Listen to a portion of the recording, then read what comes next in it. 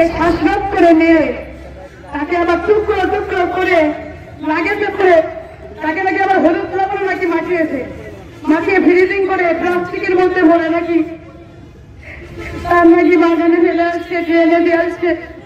আজকে আমি আমার বাবার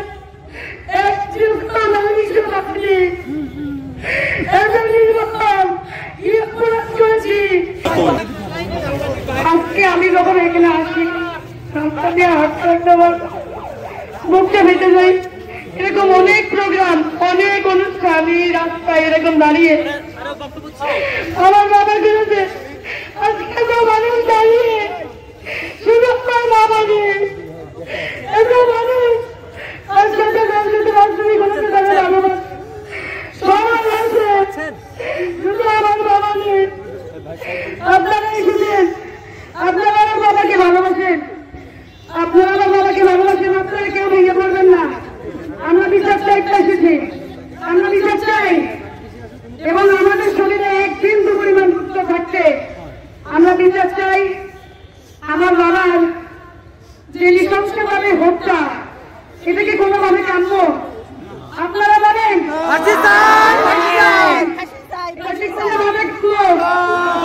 মেরে ফেলে দিত, মেরে ফেলে দিত এইভাবে টুকরো টুকরো করে মানুষ। আপনারা বলেন আমরা আস্তে আস্তে বলি, আমার বুকে ব্যথা করছে। আমরা সবাই ইসলাম ধর্মে বিশ্বাস করি। আমাদের ধর্মে আছে কোন মৃত ব্যক্তি মারা যাওয়ার পরে তার শরীরে আস্তে গোসল করানো, দাফন করানো। আসলে অনেক ব্যথা লাগে, সে বলতে পারে না, কিন্তু কি বলে না আমাকে আস্তে করা, আস্তে গোসল করা, আমাকে ধরো না, আস্তে ধরো।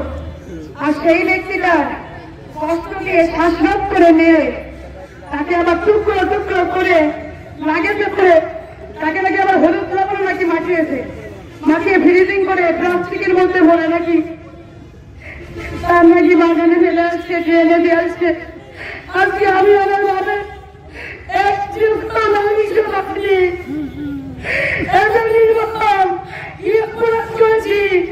এই গাড়িগুলো দেখছি অপরাধ আছে। আপনারা বলেন কি অপরাধ করেছে আমার বাবা? কোন অপরাধ করেছে আপনাদের সাথে? সারাক্ষণ পরিবারের সময় উত্তর বিরোধী, সারা দিন রাত মানুষের প্রয়োজনে।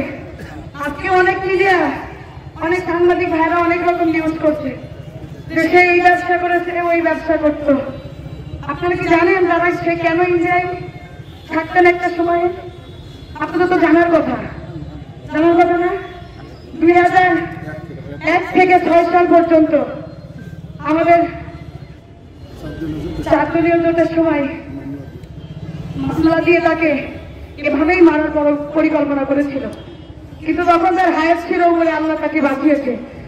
জীবনের তাগিদে বাঁচার তাগিদে সে 14টা বছর ইন্ডিয়ায় কাটিয়েছে। তখন ইন্ডিয়ায় তাকে অনেকেই আশ্রয় দিয়েছে, তার ভালো ব্যবহার, মানুষকে মূল্যবোধ সম্মানের জন্য তাকে অনেক মানুষ তাকে আশ্রয় দিয়েছে। তারা এখনো তার শুভাকাঙ্ক্ষী। মাঝে মাঝে যখনই চিকিৎসার কাজে যে কোনো প্রয়োজনে ইন্ডিয়ায় গেলেই তাদের ভাষাই সে থাকে, সৌজন্য সাক্ষাৎ করে আসে, অনেক সময় একবেলা খেয়েও আসে, কারণ তারা ওই সময় তাকে আশ্রয় দিয়েছে। সে জিনিসটা এখনো ভুলিনি। আর এই সময় তাকে মিথ্যা বিভিন্ন ধরনের মামলা দিয়ে তাকে মেরে ফেলার প্রচেষ্টা করা হয়েছিল।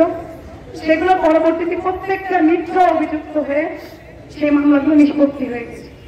এখন আমার সাংবাদিক ভাইয়েরা সেই প্রিভিয়াস মানে আমাদের আগের সেই মামলাগুলো নিয়ে এসে তারা কথা বলছে, কিন্তু আপনারা তো তদন্ত করে দেখতে হবে যে তার সেই মামলা কি প্রমাণ হয়েছিল। প্রত্যেকটা মামলায় সে নির্দোষ অভিযুক্ত হয়েছে, তাহলে কেন নির্দোষ প্রমাণিত হয়েছে, তাহলে কেন আপনারা এই ধরনের কষ্টদায়ক নিউজগুলো করেছে? আসলে আমার কথায় ভুল হতে পারে, আমার বুকে ব্যথা করছে, আমি 4-5 রাত ঘুমাই না। যার বাবা যায় বিভিন্ন দাবির কথা।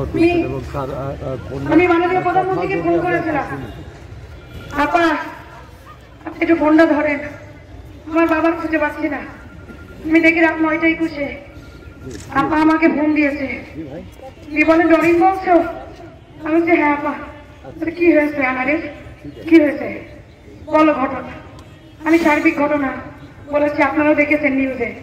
বলার পরে বলছে তোমার নিউজ দেখার পরে আমি তাৎক্ষণিক ইন্ডিয়ান টিমের সাথে কথা বলেছি, তারা তাদের কাজ করছে, অতি শীঘ্রই একটা রিপোর্ট বেরিয়ে আসবে, তথ্য প্রমাণ আসবে, আমি চেষ্টা করছি।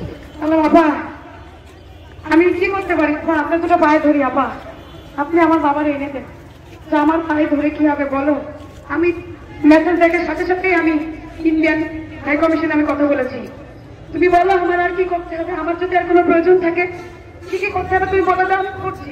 বললাম আপা আপনি বিচক্ষণ, আপনার যেটা ভালো মনে হয় যে আপনার সংসদের একজন পার্লামেন্ট মেম্বার, আপনার জনপ্রতিনিধি একটা উপজেলায় সে করে, তাকে কিভাবে ফিরিয়ে আনতে হবে এটা আপনি জানেন আপা।